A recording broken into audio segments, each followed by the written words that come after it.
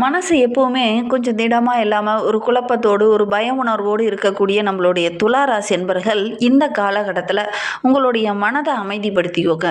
மனத ரொம்ப அமைதியா வச்சுட்டு, பிரபஞ்சத்திடம் நீங்க கேட்க விரும்பும் ஒரு கேள்விய ரொம்ப தெளிவா, கவனமா கேட்டீங்க அப்படின்னா, இந்த பிரபஞ்சம் உங்களுக்கு வேணுங்கிற அந்த ஒரு விஷயத்த தெளிவா உங்களுக்கே விளக்க இருக்கு. ஏன்னா, அந்த அளவுக்கு கிரக அமைப்புகள் இந்த துலா ராசி என்பர்களுக்கு ரொம்ப சிறப்பா இருக்கு அப்படின்னு சொல்லலாம். அதே நேரத்தில உங்களுடைய ராசிக்கு 5ஆம் இடத்துல கும்ப ராசியில சங்கமம் இருக்கு. கூட்டு கிரகங்களுடைய சேர்க்கை இருக்கு. அதனால ரொம்ப புத்திசாலித்தனமாகவும், ரொம்ப மன ரீதியாகவும் கொஞ்சம் இலகுவாகவும், கலையில கொஞ்சம் ஆர்வம் உள்ளவங்களாகவும், புதிய விஷயத்த கத்துக்கணுங்கிற ஒரு ஆர்வம் உள்ளவங்களாகவும் இந்த காலகட்டத்தில இந்த துலா ராசி என்பர்கள் தென்படுவீங்க.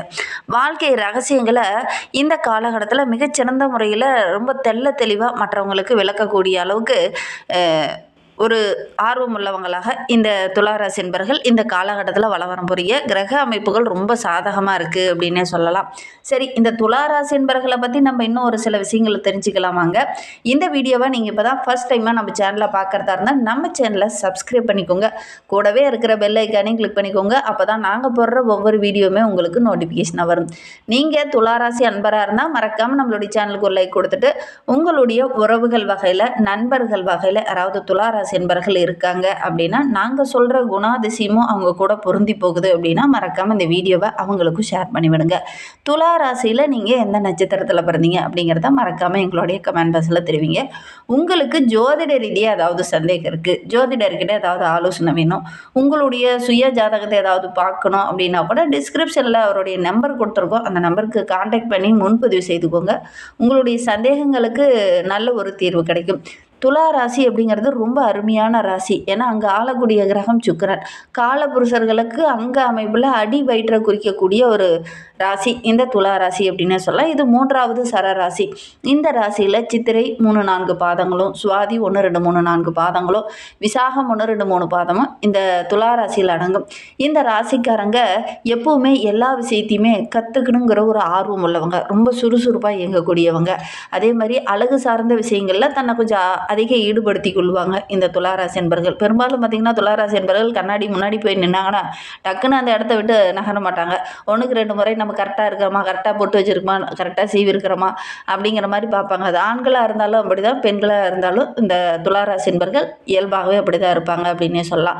நல்ல ஒரு ஆடை அணிகள்லாம் அணியணும் அப்படின்னு ஆசைப்படக்கூடியவங்களா இந்த துலா ராசி என்பர்கள் இருப்பாங்க அப்படின்னே சொல்லலாம். இவங்களுடைய மூக்கு தண்டுவோட கூட பார்த்திங்கன்னா நல்ல ஒரு துவாரங்கள் உள்ள அகன்ற நெற்றி உடையவங்களாக, இவங்களுடைய மூஞ்சி பார்த்தீங்கன்னா எப்பயுமே நல்ல ஒரு சிரித்த முகமுடையவங்களாக இந்த துளாராசி என்பர்கள் இருப்பாங்க அப்படின்னே சொல்லலாம். ஒரு சில துளாராசி என்பர்களுக்கெல்லாம் கணத்துல குழி விழும். உங்களுக்கு அந்த மாதிரி விழுந்திருக்கா அப்படிங்கிறத மறக்காம இந்த துளாராசி என்பர்கள் எங்களுடைய வீடியோவை பார்த்துட்டு இருக்கீங்க அப்படின்னா தெரிவிங்க. சிறு வயதில் சின்ன சின்ன கண்டங்கள் உங்களுக்கு ஏற்பட்டுரும் இருக்கும். உங்களுடைய தாய் தந்தையார்கிட்ட கூட உங்களுக்கு அறியாத வயசுல கூட ஒரு சிலருக்கு சின்னதாக ஏதாவது தலையிலையோ அல்லது கை கால்லையோ ஏதாவது காயம்பட்டிருக்கும். ரொம்ப ஆச்சு போச்சு அப்படிங்கிற மாதிரி ஒரு நிலைமைக்கு சின்ன வயசுலேயே வந்திருப்பாங்க. உங்களுடைய தாய் தந்தையார்கிட்ட இது வரைக்கும் கேட்கல அப்படின்னா இப்போ கேட்டு பாருங்கள். இந்த துளாராசி என்பர்கள் பார்த்துட்டு இருக்கீங்க அப்படின்னா உங்களுடைய தாய் தந்தையார்கிட்ட அதை கேட்டு பாருங்கள். சின்ன வயசில் எனக்கு அடிபட்டிருக்கா, ரொம்ப முடியாமல் இருந்தனா அப்படிங்கிறத கேட்டு பாருங்கள். அதே மாதிரி இந்த துளாராசி என்பர்கள் எப்பவுமே பார்த்திங்கன்னா பேசும்போது நல்ல ஒரு திறமையாக பேசக்கூடியவங்களாக இருப்பாங்க. மற்றவங்கள கவர்ற மாதிரி பேசக்கூடியவங்களாக இருப்பாங்க. ஒரு ஹாலியாக உட்காந்துட்டு இருக்காங்க அப்படின்னா கூட இந்த துளாராசி என்பர்கள் பார்த்திங்கன்னா நல்லா பார்த்து எல்லாருடைய பார்வையும் இந்த அவங்க மேலே படுற மாதிரி நடுவில் சென்றாக போய் உட்காரக்கூடியவங்களாக இந்த துளாராசி என்பர்கள் இருப்பாங்க. ஏன்னா எல்லாருக்கிட்டையும் அப்போ தான் பேச முடியும். எல்லாருடைய கவனத்தையும் ஈர்க்கக்கூடியவங்களாக இந்த துளாராசி என்பர்கள் இருப்பாங்க. ஏன்னா உங்களுடைய பேச்சு திறனும் அப்படி தான் இருக்கும். ஒரு சண்டை நடக்குதுன்னா கூட சமாதானம் செய்யக்கூடியவங்க இந்த துளாராசி என்பர்களாக தான் இருப்பாங்க. அந்த அளவுக்கு நீதி நேர்மையை கரெக்டாக கடைபிடிக்கக்கூடியவங்களா அந்த துளாராசி என்பர்கள் இருப்பாங்க அப்படின்னு சொல்லலாம். அதேமாரி சமரசம் செய்கிறதுலையும் இந்த துளாராசி என்பர்கள் ரொம்ப கெட்டிக்காரங்களாக தான் இருப்பாங்க. அந்த அளவுக்கு சாதகமாக எந்த பக்கம் நீதி இருக்கோ அந்த பக்கம் சாதகமாக பதில் சொல்லக்கூடியவங்களா இந்த துளாராசி என்பர்கள் இருப்பாங்க அப்படின்னே சொல்லலாம். உங்களுடைய ராசி சின்னமே பார்த்தீங்கன்னா தராசு. துல்லியமாக ஒருத்தர் பக்கம் எந்த பக்கம் நியாயம் இருக்குது அப்படிங்கிறத டக்குனு எடை போடக்கூடியவங்களா இந்த துளாராசி என்பர்கள் இருப்பாங்க அப்படின்னு சொல்லலாம். நல்ல ஒரு உறுதியான பேச்சாற்றல் உடையவங்களாக இருப்பாங்க. எந்த விஷயம் விஷயத்துலையுமே டக்குன்னு முடிவு எடுக்க மாட்டாங்க, சிந்தித்து தான் செயல்படுவாங்க. அவ்வளோ சீக்கிரம் யாருக்கும் வாக்குறுதி கொடுக்க மாட்டாங்க. அப்படி வாக்குறுதி கொடுத்துட்டாங்க அப்படின்னா அந்த வாக்குறுதியை எப்பாடுபட்டாவது காப்பாற்றக்கூடியவங்க இந்த துளாராசி என்பர்கள் அப்படின்னே சொல்லலாம். அதனால தான் இந்த துளாராசியை வாக்கு சாதுர்த்தியம் படைத்த ராசி அப்படின்னு சொல்லுவாங்க. பேசிய ஜெயிக்கக்கூடிய ராசி அப்படின்னு கூட சொல்லுவாங்க. வெளி வட்டாரத்தில் நண்பர்கள் இவங்களுக்கு நிறைய இருப்பாங்க. வெளி வட்டாரத்தில் ஆஹா ஓஹோ பட்டம் பதவி எல்லாமே கிடைக்கும். ஆனால் வீட்டுக்குள்ளே அப்படின்னு வந்துட்டாங்கன்னா வீட்டு பொறுப்புகள்லாம் நம்மளுடைய மனைவி கிட்ட கொடுத்துடலாம் அப்படிங்கிற மாதிரி மனைவி கிட்ட பொறுப்புகளை ஒப்படைக்கக்கூடியவங்களாக இருப்பாங்க அப்படின்னு சொல்லலாம். வெளியில் ராஜா தான், வீட்டுக்குள்ளே ரொம்ப போன மாதிரி எதுவுமே தெரியாத மாதிரி அமைதியாக தான் இருப்பாங்க இந்த துளாராசி என்பர்கள் அப்படின்னே சொல்லலாம். சரி, இவங்களுக்கு வருகின்ற நாட்கள் எப்படி இருக்குது, வருகின்ற நாட்களுடைய கிரக அமைப்புகள் எப்படி இருக்குது அப்படிங்கிறத தொடர்ந்து பார்க்கலாம். நீங்கள் இப்போ தான் ஃபஸ்ட் டைமாக நம்ம சேனலில் பார்க்குறதா இருந்தால் நம்ம சேனலை சப்ஸ்கிரைப் பண்ணிக்கோங்க. இந்த துளாராசி என்பர்களை பொறுத்தவரைக்கும் வருகின்ற நாட்கள் ரொம்ப சிறப்பாக இருக்குது அப்படின்னே சொல்லலாம். ஏன்னா இந்த பிப்ரவரி மாதம் அப்படிங்கிறது உங்களுக்கு மகிழ்ச்சி நிறைந்த மாதமாகவும் படைப்பாற்றல் உள்ள ஒரு மாதமாகவும் இந்த பிப்ரவரி மாதம் உங்களுக்கு அமைந்திருக்கு அப்படின்னு சொல்லலாம். புது புது விஷயங்களை இந்த காலகட்டத்தில் அப்படியே செய்வீங்க.